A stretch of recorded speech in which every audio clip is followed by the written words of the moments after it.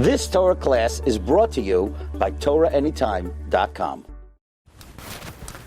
Okay, good afternoon everyone, Shalom Aleichem. We continue in the Iggeres HaMussar, the Mussar treatise of Rabbi Yisrael Salanter. And Rabbi Yisrael began by painting a very vivid image of how a person, his power of imagination is very free, and what ties him down and what chains him down is his force of seichel. How the force of imagination leads a person astray without thinking about the certain future, when a person will most definitely be visited with recompense and oinshim for improper actions. However, the force of imagination is such a torrent, is such a current, that even though a person knows that he's going to face repercussions for his chatoim, and he alone will bear responsibility for it, and nobody else will pay the price, and how a person is the only one responsible for his actions, and he's going to be the only one who receives punishment. Nobody else will face the consequences, but nevertheless, the power of imagination is such that it's such a force that we cannot overcome it. And now Rabbi Yisrael deals with the next notion that a person may convince himself of to downplay the repercussions that one will incur for his masim. Says Rabbi Yisrael, Bal yoymar ha'adam zeh choyli ve'esanu. Person will say, you know what? It's not such a big deal, because what kind of punishments are in store for Averos? They're not so severe. Maybe they're just like a cold. I could tolerate that. Maybe it's just like a flu. I could tolerate that. At worst comes to worst, how bad could it be? A person might say that the punishments for chatoim are not that severe. I'll tolerate it. Says Rabbi Yisrael, no. Pigei hatevel, the calamities of this world, mitzarim hema lemachbir, are very small in ratio, in proportion, mol anshe ha'averos, relative to the punishment for sin in the next world.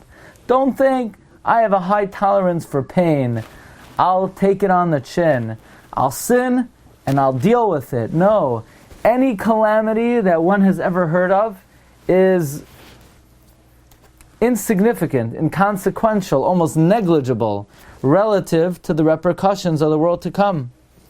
Tigal nefesh ha'adam lemidai. Man's soul will be very anguished. Yoim l'shana yechashev. One day of repercussion in the world to come will seem like an entire year. As the Ramban writes in the Shar HaGemul, that one moment in Gehenna is worse than all of the Yisurim of Eov throughout his life. So we know what the repercussions are. We have emunah, that there's schar and there's oynesh. We don't talk about it a lot. It's frightening. We sort of block it out of our minds. We block it out of our reality. But we believe in it, and we know it's true. And Rabbi Yisrael is saying this is not something you could just downplay. Don't say, okay, it's an inconvenience, it's something that's uncomfortable. No, it's not an inconvenience, not something uncomfortable. It's unbearable. So why are we not affected by the possibility? Why doesn't that straighten us out? He says Rabbi Yisrael, Oy l'dimyon, woe to the imagination, Oyev hara halazeh, this evil enemy, the imagination that conjures up images in our mind. If only you would partake of that, then you would be happy. If only you would eat that, if only you would look at that, if only you would do that, that will give you real pleasure. So when on the other hand, we know there is oinshim in olam haba, on the other hand, that doesn't stand a chance to the torrent, to the current of the imagination. Woe to that enemy, says Rabbi Yisrael, miyadenuhu. It is in our hands B'koichenu laharchikai, we could distance it from ourselves. Rev Goldberg says this has another meaning as well. Imagination is a human faculty. We've created it, we've awakened it, and if we've awakened it, that means it is within our ability to overcome it. B'sitenu oizen kasheves el haseichel. The only thing is you have to be attentive to the voice of reason that says, this may look good, feel good, but you're going to pay a very heavy price, and it's not worth it. You can't tolerate that. You can't bear that. It's not within human capacity to tolerate the repercussions. So you have to pay an attentive ear to the seichel, lahaskil al dvar emes, to grasp the truth and then make a reasonable accounting and measure. How much pleasure are you going to have from looking at that, from doing that, from eating that? And lachshoiv schar avera neged hefseda, to consider the reward, the benefit, and the pleasure of an avera relative to what you're going to lose out by doing the avera. So really all it takes is a moment of reasoning and say, wow, that looks incredible. I would love to do that. It just ain't worth it. In other words, if a person knew that a boulder would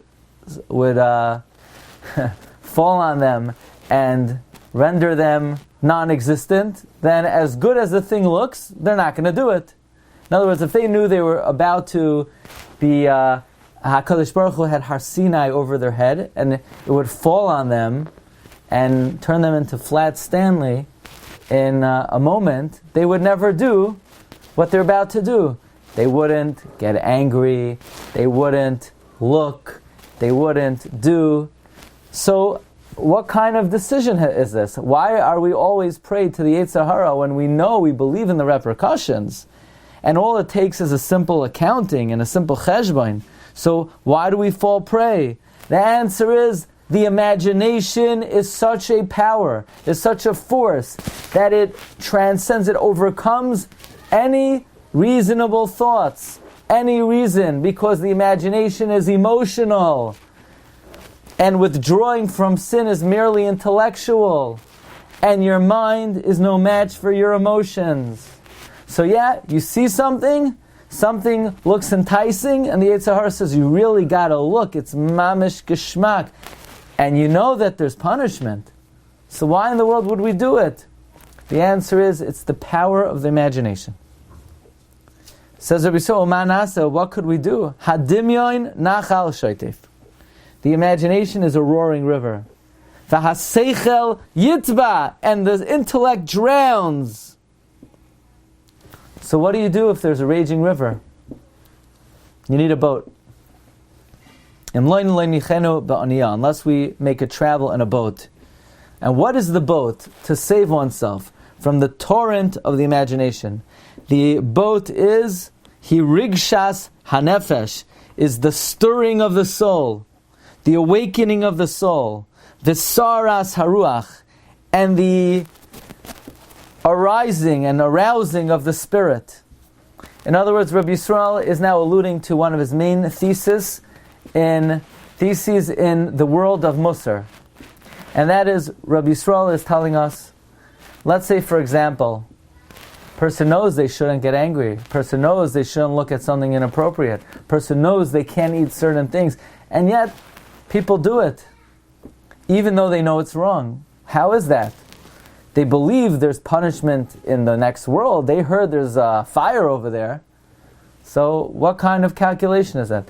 The answer is because the emotions aroused by the imagination are so much more powerful than any kind of intellectual computation you're going to make. So what's the Eitzah? Are we stuck? The answer is no. Rabbi Yisrael revealed and innovated a method of Mussar study that is called Mussar b'hispailos, where you're going to take the ideas that we know. We know we can't get angry, but Chazal say, Kol hakoyes, kol mine gehenim, shoitvim, sholtim by. One who gets angry, all types of gehenim rule over him. So, says Rabbi Yisrael, you need to repeat this type of statement of Chazal. And Rabbi Yisrael would say, with sfasayim dolkim, he writes this in his second letter, with burning hot lips, berayo nachan, with vivid imagery, b'tzir rachav, with very wide illustrative pictures, laharchiv kol davar. Yeah, you know there's Gehenna, there's purgatory for someone who gets angry. So now what you need to do is you need to repeat that statement. Kol hakoyes, kol minei Gehenna shaltim bai. Kol hakoyes, kol minei Gehenna shaltim bai. Kol hakoyes, and then you need to picture a very big fire, something like the fire that they're showing. There's a big fire on the Har Habayis today.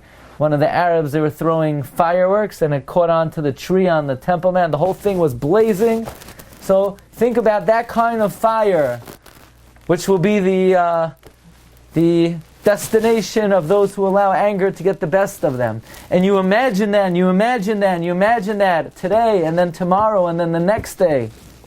And then the next time the Yetzer Hara says, that person did that to me, my wife did that to me, my husband did that to me, and he gets you all riled up, all of a sudden, that imaginative fury will be combated. You have to battle fire with fire. Then all of a sudden, the aggregate effect of all of the imagery that a person has worked on, of what it means, what the repercussions are of getting angry, what kind of fire there will be in the future. So you have to fight. All of a sudden, now you're on an equal playing field. Now it's not a featherweight against a heavyweight. Now there are two heavyweights in the ring. And HaKadosh Baruch Hu Oizroi, now the Rebbe Shalom will kick in and the Rebbe Shalom will help you. But otherwise, you're a lightweight against the world champion. You're no match. You can't fight imagination with intellect. Intellect is a shrimp. Intellect is a weakling. Intellect is nothing. You need to elevate the intellect into the emotion. That was one of the great offerings of Rabbi Yisrael Salanter, Mussar behispailas, to take the ideas that we know here in the head. Everybody knows in the head. No, you can't be arrogant, and you can't be jealous, and you can't look at improper things. But then as soon as we're faced with the test, we fail every single time. I don't understand. We spend the whole day learning, and then we're challenged and we fall. Not Sheva Yipol Tzadik V'Kam. Elef Yipol Tzadik V'Adayin Eino Kam. He still hasn't gotten up yet. So how are you going to do it? So you cannot fight emotion with intellect. You have to bring what's in the mind to the heart. You have to feel the truths of the Torah.